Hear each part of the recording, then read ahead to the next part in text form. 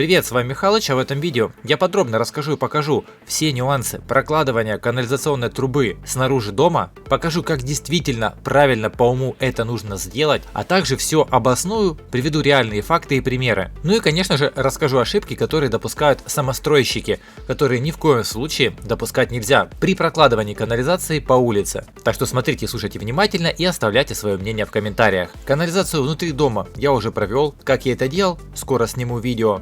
Вывод из дома у меня выходит на глубине 40 сантиметров. Это все заранее продумывалось и закладная еще укладывалась на этапе заливки фундамента. Об этом я рассказывал в предыдущих видео. Почему взята такая глубина? Да потому что до выгребной ямы длина магистрали моей канализации 12 метров. Минимальный уклон для 110 трубы должен составлять 2 сантиметра на метр. Я же взял 3 сантиметра, чтобы скорость движения воды по улице была быстрее. И соответственно, умножив 12 метров на 3 сантиметра, мы получаем 36 сантиметров. А это означает, что канализационная труба заходить в выгребную яму будет на глубине 76 сантиметров от уровня земли. Здесь сразу скажу, какие ошибки допускаются. Ну, во-первых, многие боятся за то, что канализационная труба зимой может замерзнуть, и делают вывод из дома сразу на глубине 80 либо же 90 сантиметров, не учитывая того, что нужно делать еще и наклон. А если выгребная яма также находится на расстоянии 12-15 метров от выхода из дома, то вход канализационной трубы в саму выгребную яму будет на глубине метр-метр 20. А это большие потери в объеме самой выгребной ямы. Но если вывести трубу слишком высоко из дома, то это в первую очередь чревато промерзанием трубы зимой, ну а также повреждением ее, так как она будет близко к поверхности земли. А я же сделал следующим образом. Траншея шириной 40 сантиметров, а глубиной она у меня ниже на 10 сантиметров, чем будет проложена сама канализационная магистраль. Это также нужно для удобства монтажа трубы. И входить канализационная труба у меня будет не в саму выгребную яму, а в смотровой колодец. Подробное видео о том, как я копал и какой объем я делал своей выгребной ямы, которая реально у меня получается без откачки. Простыми словами, вечная канализация. Подробное видео будет в правом верхнем углу в подсказках. Обязательно посмотрите его. Для прокладывания самой магистрали использую, конечно же, уличную канализационную трубу 110 диаметра, толщина стенки 3,2 мм. Ну и помимо того, что я использую канализационную трубу для наружных работ, я еще приобрел вот такой 5-сантиметровый утеплитель для труб. Еще его называют скорлупа для труб. Предназначение ее следующее. Ее используют для утепления канализации, для утепления подвода труб отопления, либо же водоснабжения в дом, чтобы трубы не замерзли. И диаметр вам могут сделать абсолютно разный. Погуглите в интернете, и в своем регионе вы в любом случае найдете производителей, которые делают данную скорлупу. Ну и тут же сразу отвечу на вопрос, который сложился у большинства знатоков канализации. А именно, я знаю, друзья, что канализация не замерзает, так как стоки, которые попадают в канализацию, и глубина канализации помогают удерживать температуру внутри выгребной ямы на уровне плюс 10 градусов. Так зачем же я решил утеплить канализационную трубу? А дело вот в чем. Вся канализация у меня будет проходить на глубине от 40 до 70 сантиметров. А это в нашем регионе глубина промерзания земли. Соответственно, температура внутри канализационной трубы будет минусовая, такая как на улице. И этот холод будет проникать в помещение и охлаждать его. Каким образом? Сейчас расскажу. В доме, где я сейчас живу, делал канализацию мой отец. Канализационная труба из дома выходит на глубине 20 сантиметров, а входит в канализацию, так как она расположена в 2 метрах от дома, на глубине 26 сантиметров. Она не утеплена и полностью промерзает. Так как ее длина небольшая, даже в лютые морозы труба никогда не замерзала, потому что диаметр ее 110, и даже если там пол трубы замерзла, все равно вода будет проходить. Но не в этом суть. А дело в том, что в ванной, где расположен унитаз, из-за этого холода очень охлаждается, во-первых, пол, во-вторых, унитаз всегда холодный, а также температура воздуха в ванной намного ниже, чем в доме. И сейчас я вам это продемонстрирую. У меня есть вот такой вот китайский прибор, который отлично показывает действительную температуру в комнате. Сначала, собственно, какая же она? Замеряю на внутренней стене дома. Показывает 22 градуса. Теперь опускаемся вниз. Где-то в 2 метрах от стенки замеряем температуру пола. И получаем уже 17,7. Подходим поближе. Меряем температуру ближе к унитазу. Уже получается 15,9. Двигаемся дальше. Поближе к самой трубе. Уже 13,1. И непосредственно рядом с самой трубой мы получаем температуру 11,7.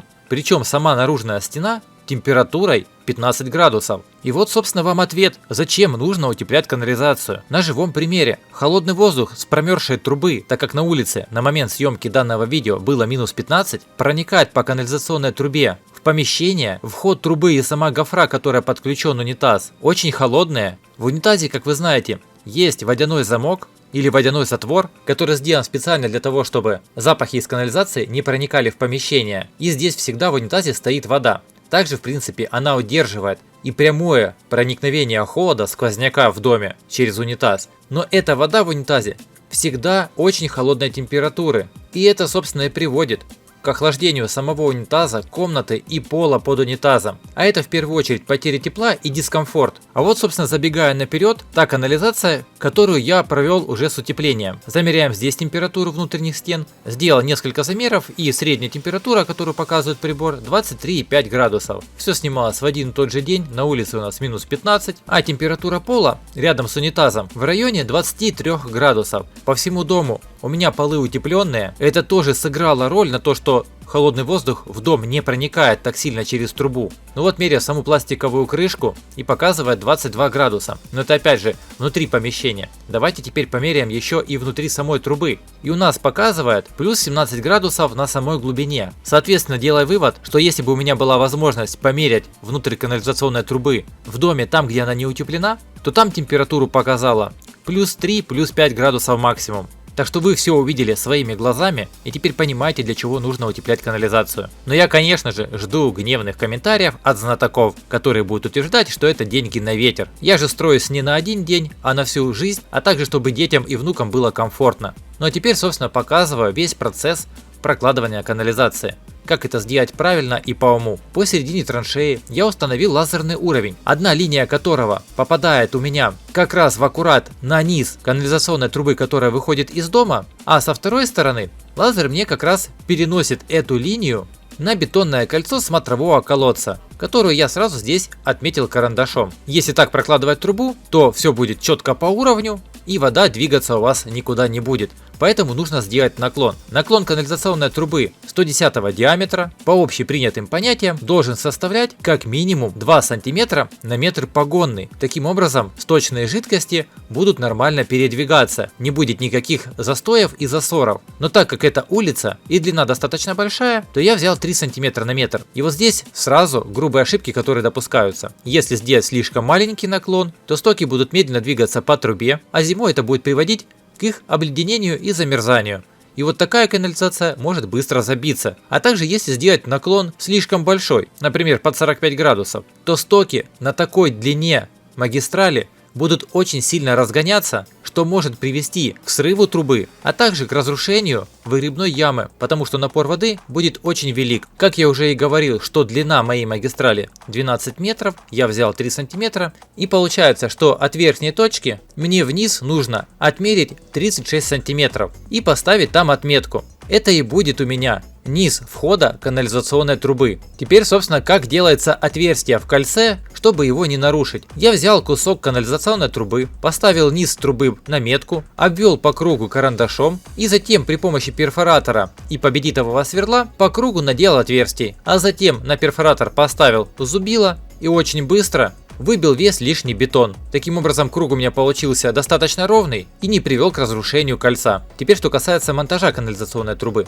Обязательно не забываем во все переходники и в сами трубы вставлять уплотнительные резинки. Но и также не забывайте позаботиться о смазке этих резинок, так как наружная канализация из-за своего большего диаметра она очень туго входит друг в друга. Я всю внутреннюю канализацию проводил вот такой вот силиконовой смазкой для уплотнительных резинок, трубы просто заскакивали и залетали. Ну а здесь же из-за того, что канализационная труба толстая, а также узкая траншея, что мешало мне приложить максимальные усилия, и вот этот первый уголок мне очень тяжело дался, я еле его туда вставил. Дальше пошел монтаж трубы. Трубы для удобства я также использовал 2-метровые, но здесь уже данная смазка, хоть я ее использовал очень много, никак мне не помогла. Не залазила труба, хоть ты тресни. И я вспомнил старый дедовский метод, при помощи которого труба входит как по маслу. А использовал я для одевания трубы обычную автомобильную смазку по типу Азмол либо же Литол. Она очень густая, промазал ей резинку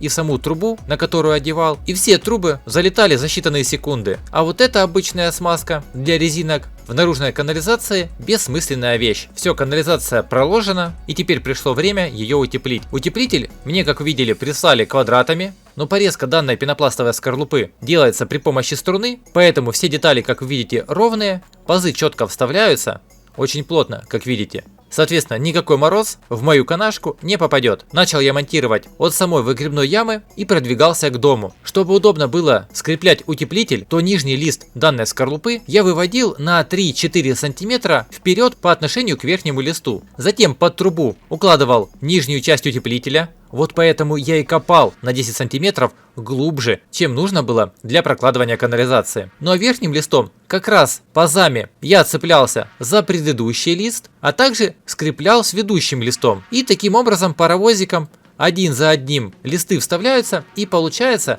монолитная конструкция. Как я обходил вот эти стыки? Они здесь не 110, а шире. Все очень просто. Брал обычный канцелярский нож, намечал, где будет этот стык на следующем листе, и в верхней и нижней части просто вырезал пенопласт. И таким образом все четко входит. Ну а в самом конце, как видели, у меня вход в дом идет под 45 градусов. Здесь пенопласт нужно было разрезать под нужным углом, и для этого я использовал приспособу, которую я себе делал для утепления дома пенопластом. Подробное видео о утеплении дома я уже выпускал у себя на канале, а данная приспособа просто супер выручает при нарезании различных деталей. Если вам будет интересно, подробно покажу, как я сделал данный резак. И вот теперь канализационная труба не только уложена, но еще и утеплена, но это не значит, что уже можно просто взять ее и закопать. А такую ошибку допускают очень многие, а именно не проверяют по всей длине прокладывания канализационной магистрали те самые 3 см на метр, а именно не проверяют,